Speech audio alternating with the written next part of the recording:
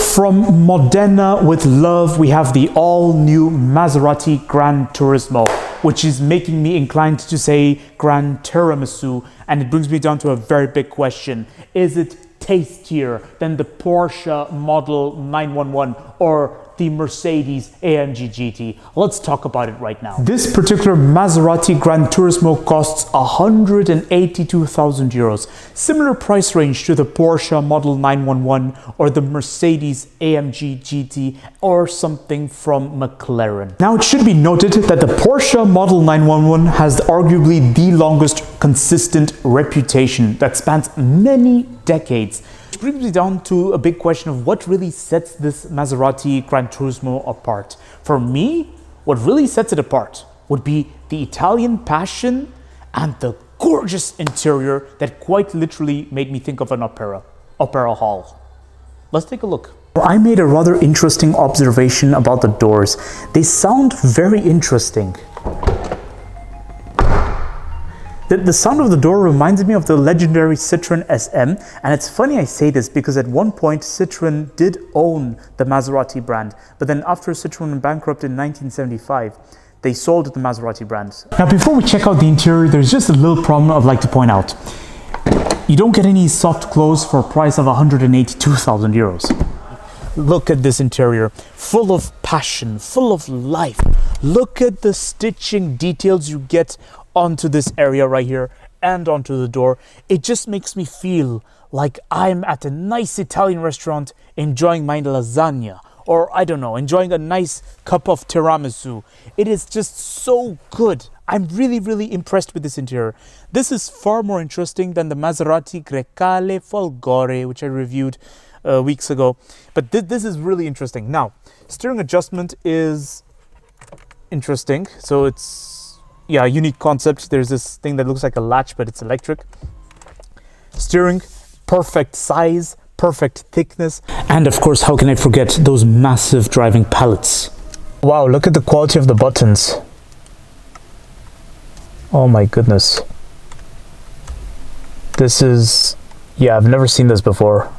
Nothing I can complain about because when it comes to the Mercedes AMG GT, they give thick steering wheels, which is just like a mountain bike tire, not something I'm impressed with.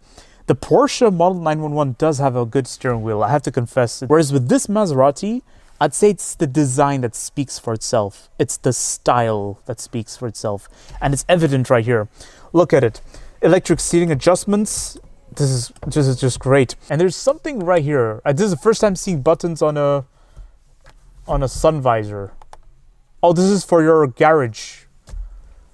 Okay, this is cute. This is the first time seeing buttons on a sun visor. This is apparently for your home garage, I believe, or something. And you don't get any sunroof, but you get some controls right here, but you don't get any glasses holder. Never mind. You get two cup holders of fixed sizes. They can hold my bottle in place. Now, putting a bottle here kind of gets in the way of everything. It's not really... It doesn't make me comfortable, so I would not really put my bottle here. I'll just put it in this little door bin. The door bin is very shallow, and it's not very deep either. But then, to be fair, in this segment, you're not going to look at practicality that much. Now, there is this glove box right here, which I can only imagine how it opens. I think you have to open it from the screen. Oh, right, so there's a button right here I have to press, and then it opens. The glove box is very narrow, but is quite deep. Oh well. Central console storage, again, very shallow, but it does have the practicality solutions like 12-volt socket, USB point, and then I think for your key fob, space for a key fob. And then wireless telephone recharge right there. And then there's this nice little storage space right here. That's cute. Nice, Maserati, nice. And then the magic, the infotainment system. One remarkable aspect about this Maserati GranTurismo is they modernized this area right here. Instead of having a huge tablet to control everything, you get a double touchscreen solution. So the bottom one is for your climate control, and the top one would be your average infotainment system. Similar concept to what you have seen in an Audi. But there's a little problem. Actually, two problems I'd like to point out. First problem is they put the transmission buttons right here. Come on, Maserati. And then the infotainment system, the navigation, it looks like something I've seen in Peugeot.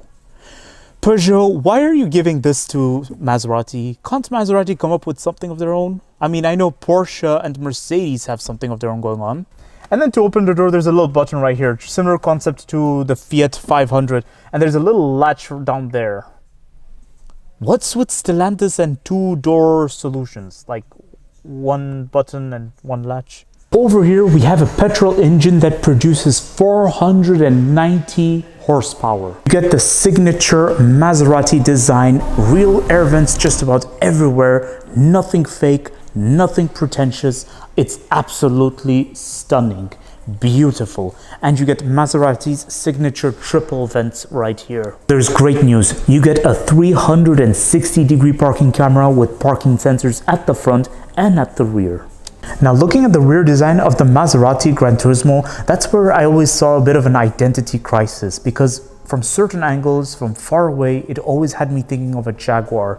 But then as we look at the side view, there's no mistaking that this is indeed a Maserati, thanks to the proud Maserati badge right here, which for this one is in black. And real exhausts right here. And believe it or not, there's also space for rear seat passengers. Now, to move the driver's seat front or the passenger seat, it takes a bit of time because it's electrically adjustable. But let's take a seat in the back. All right, to access the back seat, it's a bit of a challenge, but then eventually as you settle down, it should be fine. Now, feet room, knee room can really depend because this is not supposed to be a limousine or something like an S-Class. This is supposed to be a sporty coupe. So you just have to pray that the driver and the front seat passenger are sympathetic enough to understand your space needs. Headroom, my head is very close to the window and this area. Yeah, again, it can depend on a lot of things. Otherwise, I get these two cup holders right here, which, let me check. They can fit my water bottle. Oh, they can fit my water bottle perfectly, and the air vent is right there, so I can keep my drink cold. Well, that's if the front seat passenger and driver understand my climate needs. Otherwise, there's this USB point that sits right there as if it was an afterthought. Now I'm going to check out the boot space of the Maserati GranTurismo.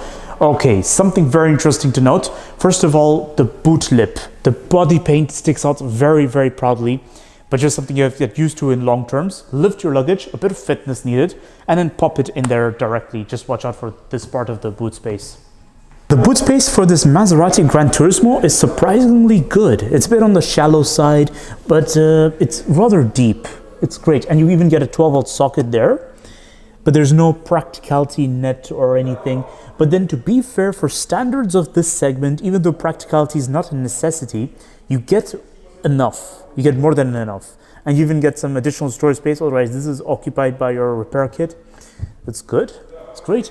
And I like the presentation. No exposed plastic anywhere, no exposed metal. Everything has this nice covering to it. This is great. Excellent. So here's my conclusion of the Maserati GranTurismo. First of all, I just want to express my opinion. I love it. It's the most tastiest car I've ever reviewed. So to answer the big question, is it tastier than the Porsche Model 911 or the Mercedes AMG GT or even something from McLaren? The answer is yes. If you are prioritizing style, this is the most stylish and the most interesting coupe in its segment. It's so delicious. It's like tiramisu. It's full of passion, full of love. I absolutely like it. But it's not all pink roses. If you want something that has a richer identity, that has a longer reputation, let's say, the Porsche 911 takes my heart. If you want something more performance-oriented, the McLaren seems like a better bet. And if you want technology, again, the Mercedes AMG GT seems to tick the box. Or should I say Porsche Model 911, again, over there. So it seems like this Maserati GranTurismo has one big advantage, and that would be its style, its Italian passion. So don't forget to like, comment, and subscribe, and stay tuned for more videos that are on the run. I will see you all next time.